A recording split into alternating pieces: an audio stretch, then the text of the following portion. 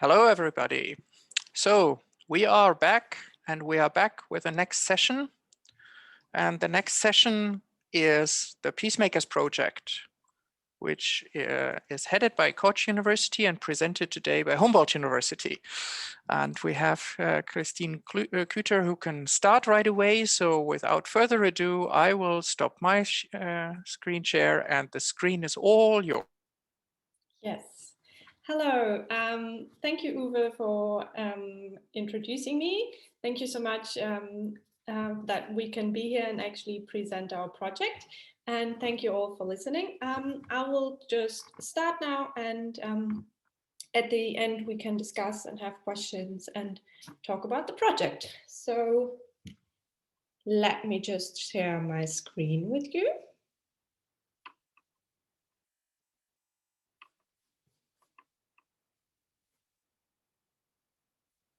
And yes, so the Peacemakers project was introduced or founded by an initiative in Turkey from the Gaziantep University and Koç University in Istanbul. And others joined, like the Humboldt University where I'm from, and my colleague Claudia, who will join shortly as well. And then there was the Universidade Alberta in Portugal, the University of Bologna, and the Erasmus University in Rotterdam.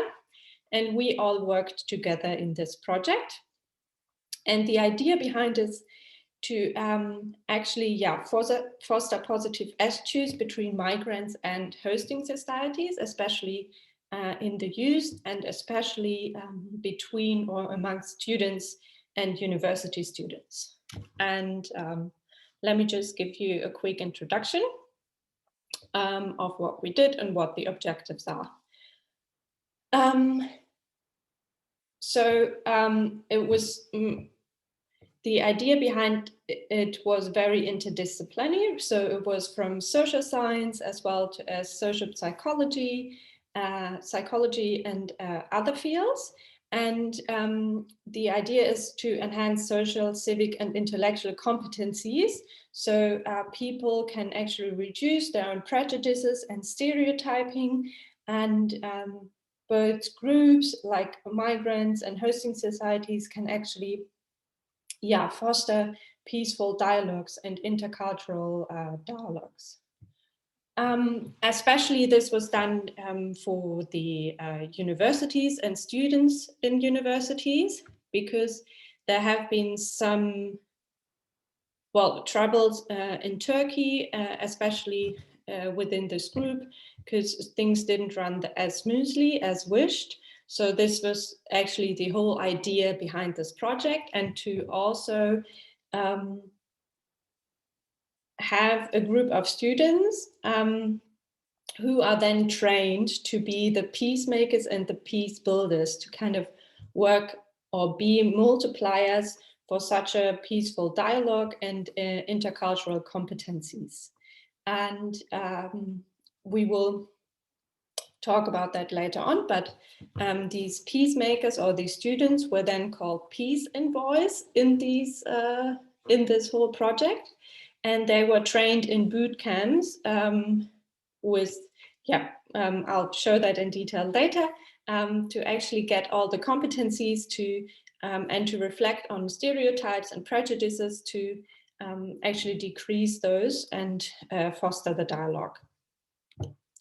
Yes, but first, I want to tell you what the actual outputs were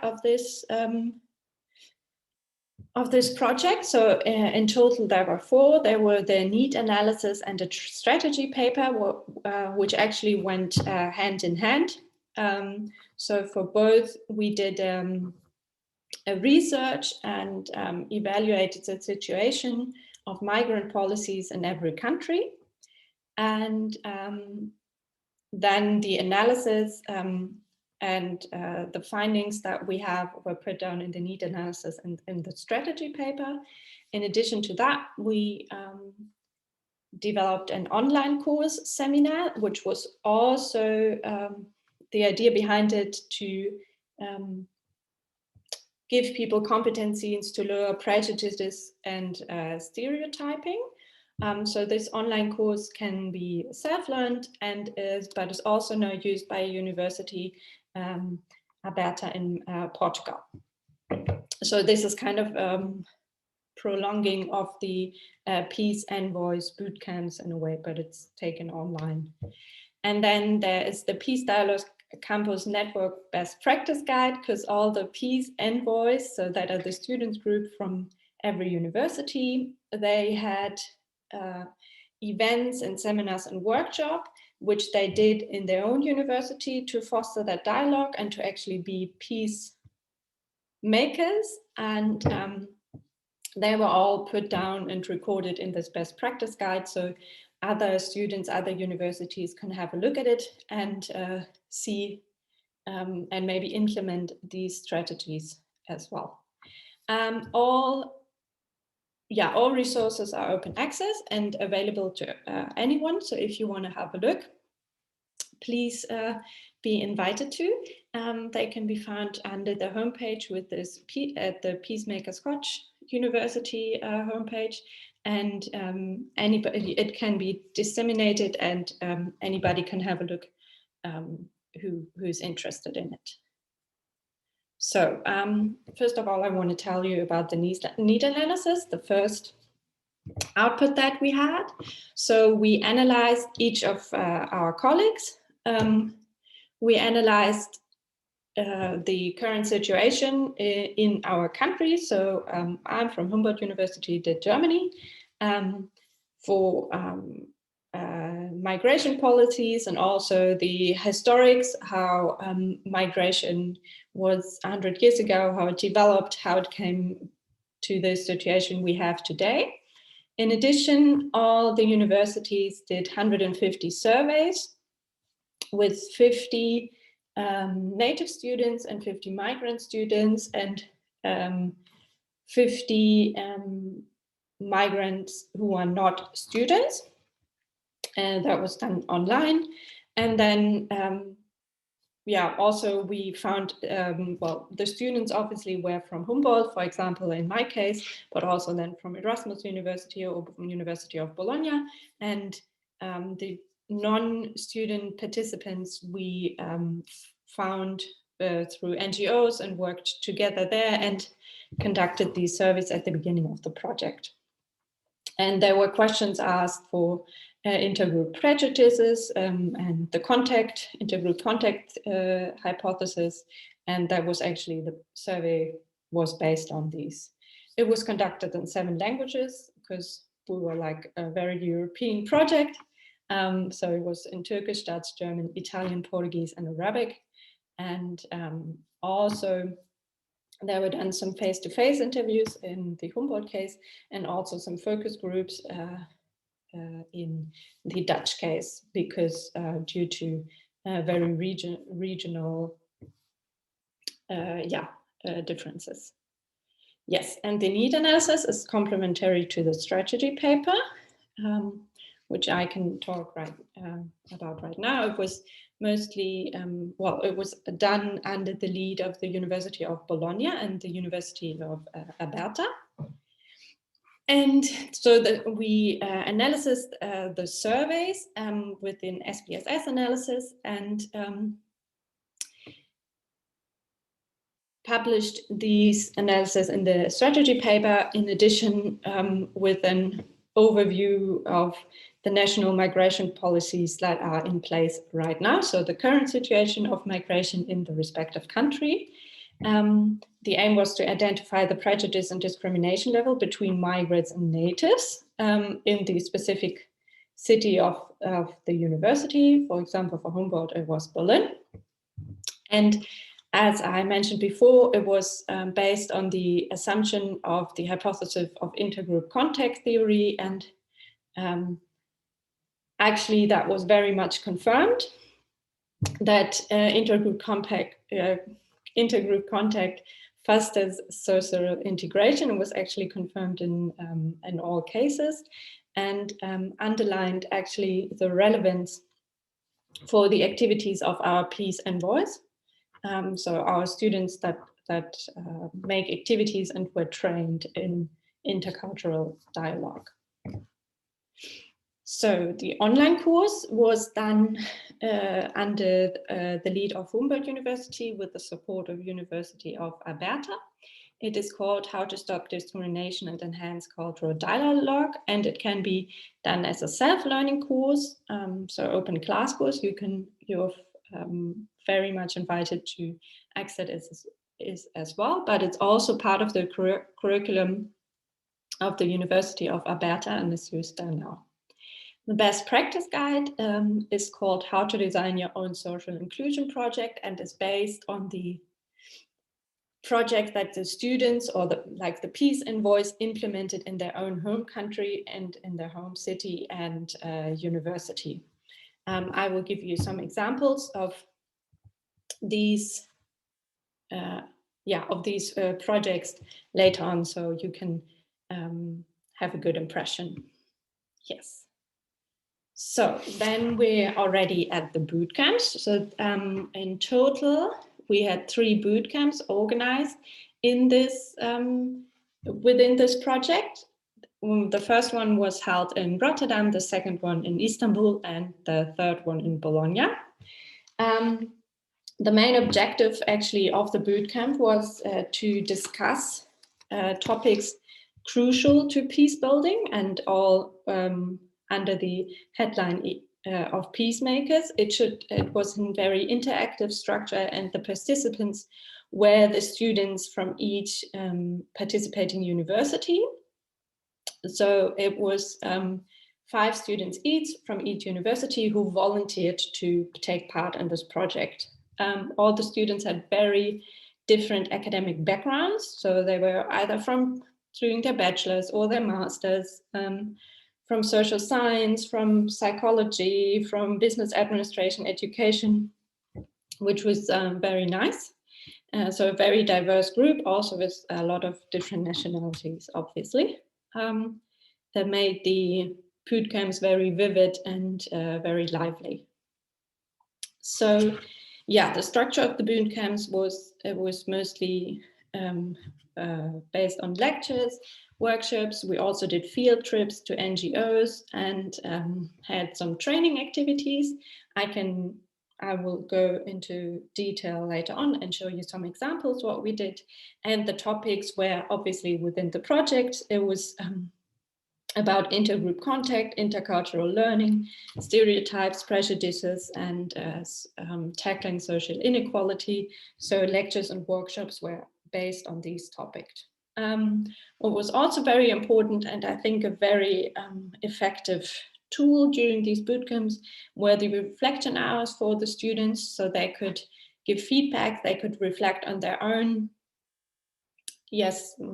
stereotyping or feelings that they had during the workshops, and we had that every morning, and that was very good to digest all the input that we have. Yes. So you can, there's a link that we included here with video from the bootcamp in Bologna, but I will also show you 2 videos later to give you an impression. So these are 2 photos from the second bootcamp that we had at Koç University in Istanbul. That was the second bootcamp. The first one was in Rotterdam in November 2018.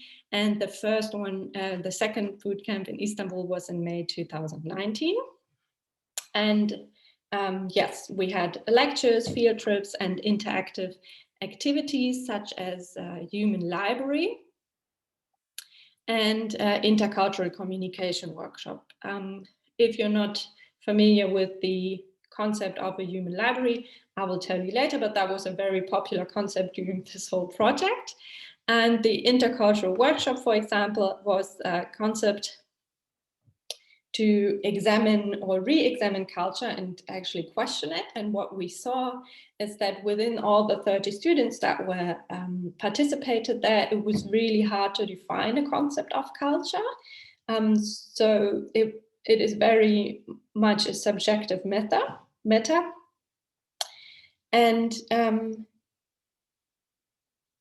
And then we also, within this workshop, had a game if some values and habits can be defined as personal, cultural, or universal. So that helped the students to reflect on their own habits and values, and made them aware of actually what they define for themselves, and put it in the bigger picture.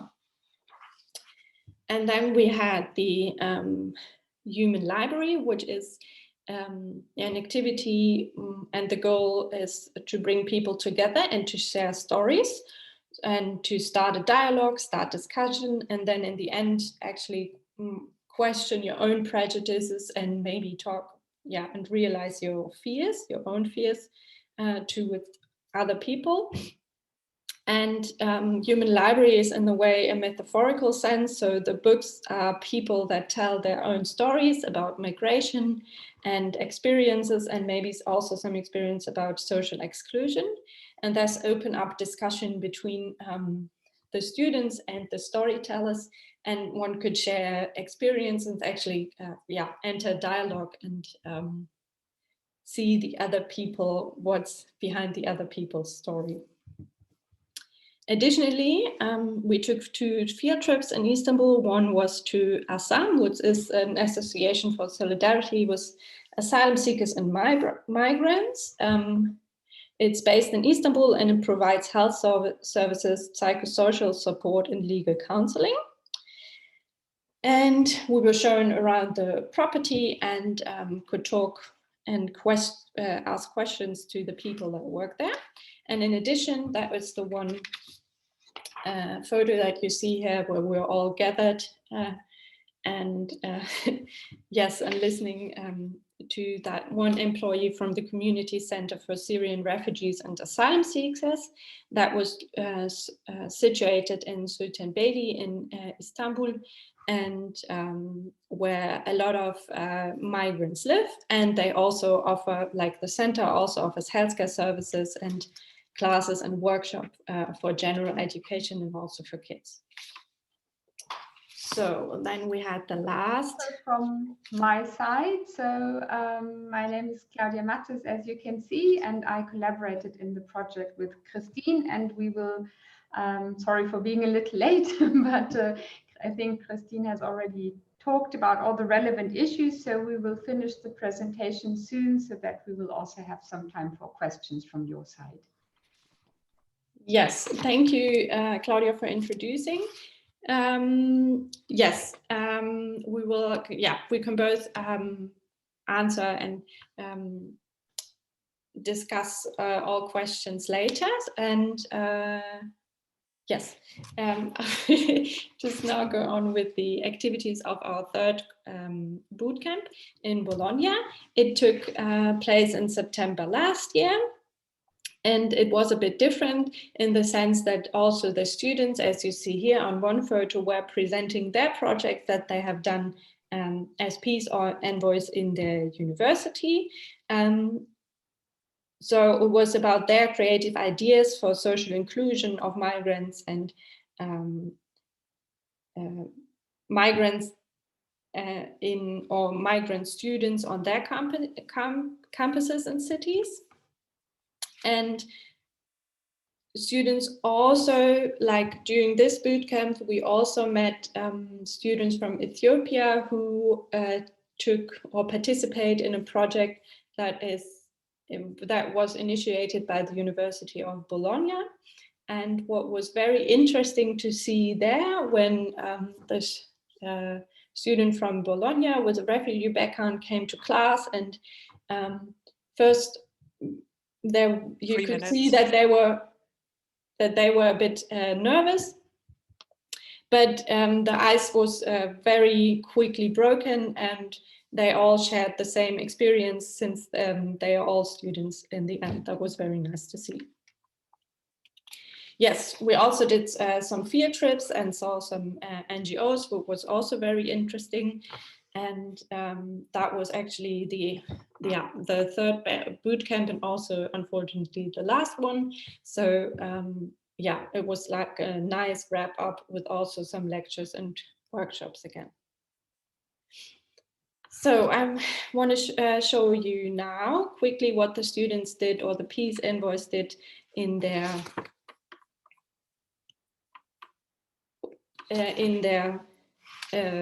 respective cities and what their projects were. For example, the Erasmus University in Rotterdam, they initiated a buddy project. So like a Dutch student and student with a migration or refugee experience, they would match together based on the survey that they conducted, and then they could help each other, and the migrant student could ask questions of how to do what at university and get acquainted to the system.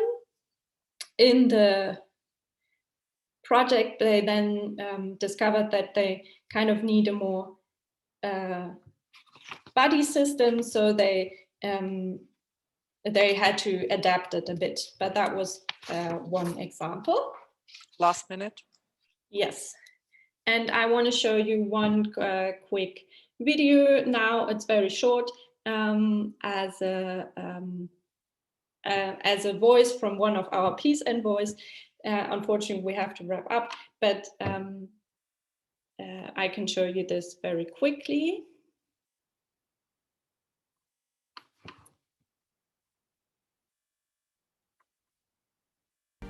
We all peacemakers, keep it up, and we shouldn't lose hope with changing the society, and we shouldn't forget that we all have a responsibility within our society, and that responsibility obviously should be done by someone.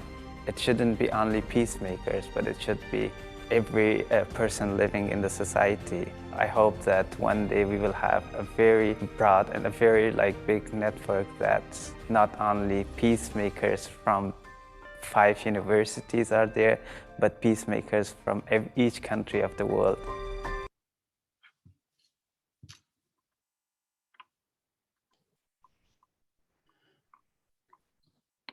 Okay, so yeah, thank you for listening to our presentation. And of course, we can answer questions regarding the content of our activities, but maybe you also have questions regarding the format, so the EU funding, and how we arrange the collaboration among the participating universities, or the application procedure and so on, because this may also be interesting for you in terms of own future activities. And yeah, Christine, maybe do we have a picture as a background? Maybe one of the other slides? Sorry. Oh, now. Or we just lost it. Yeah, I just wanted to share what were the opinions of the peace envoys that participated. So also the last statement from Kesra, I think who wrapped it up very well. And this, for example, is a nice photo. Yeah. That was from an activity that we did in Berlin. So that's the peace envoys and participants who took part in a human library that the peace envoys from Berlin organized. But we have one question from Marcella Clark. Maybe we can answer that now. So yeah, thank you. And yes, I'm pretty sure that this project can be replicated, or that's actually the idea behind the project. So that's why all the output that we have are open source, and it can be accessed by anyone. So this was actually also the goal, to kind of start this as an initiative, and then these outputs can be used by other universities, by other organizations, by anyone to either to kind of replicate the event or replicate the activities that the students organize to actually enhance the dialogue. So that was actually the idea behind it. So yes, please do. Yeah, and the students are postgraduate, although in Germany we do not distinguish, or we call students postgraduate after their master. So the majority of them are master students, but this is not necessarily, this was not really relevant. So every student could participate. And of course, also the people they reached out to were students, non-students, migrants, non-migrants, so really a variety of people, and this was also the intention of the project. Yes, from Germany it was postgraduate students, but from Rotterdam, for example, there were also a lot of bachelor students. So it was anyone who would actually like to volunteer in the project, and we had a few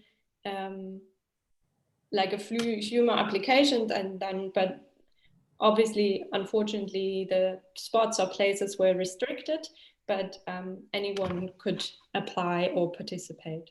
So yeah. Yeah, and of course also the intention was on the one side, or with bachelor students, they would or could potentially operate as peace envoys for a longer period of time. So this was very interesting for us. And on the other hand, the master students are, of course, more advanced and can already provide a little more own life experience, which was also relevant, especially because it was a lot about social interaction and sometimes also difficult life stories to listen to. And I think altogether they managed very well. The online course syllabus, so they can be used for teaching in any program. So therefore it's used at the partner university in Portugal, but potentially every student can do the online course just for him or herself as well, in order to improve the knowledge on these issues and to increase migration capacity. Okay, I was just hearing or seeing that we should also read the question because you cannot see them. So there were questions now about the online course, obviously, and the didactic purposes, and before that about the level of the students participating in the project. Yes, there was one specific question about the deserving and undeserving in the online course. That is that it is a text or a few texts or a topic discussed in the online course.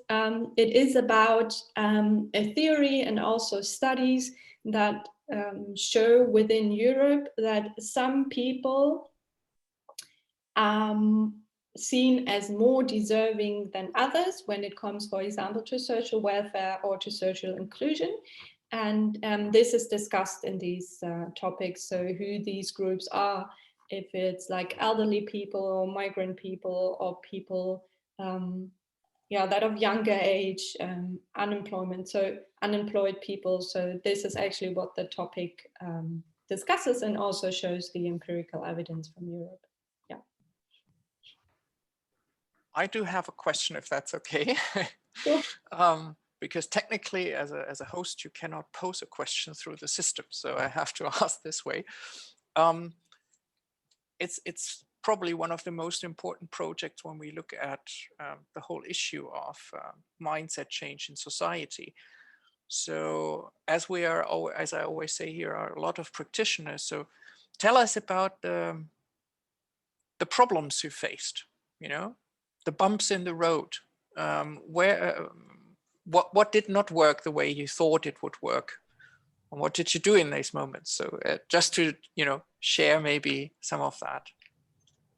Well, we're definitely problems on the empirical side. For example, it was very easy to find students to answer your online questionnaire, but especially in Berlin, it was also very hard to find people outside of university to be willing and share information via a questionnaire.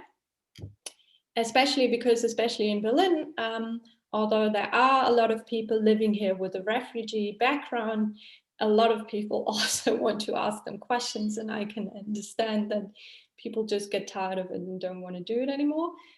So that was definitely a